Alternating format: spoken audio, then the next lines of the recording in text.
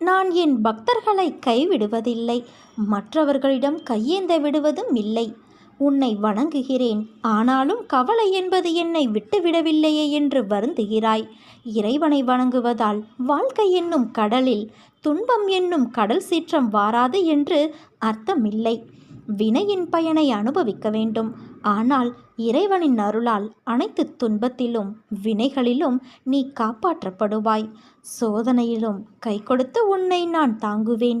உன் வாழ்க்கையில் இதுவரை இருந்த சோதனைகள் எல்லாம் விலகி நன்மைகள் நடக்கப் போகிறது. நீ முன்னேற எடுத்த முயற்சி வெற்றி பெறப்போகிறது. மகிழ்ச்சியாக இருக்கப் போகிறாய் குழந்தையே.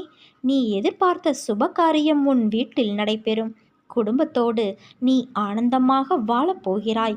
அதை நானும் உன்னோடு இருந்து கண்டு களிக்கப் போகிறேன். இன்பத்தையும் துன்பத்தையும் சமமாக ஏற்றுக்கொள். உன் மீது முதலில் நீ திடமாக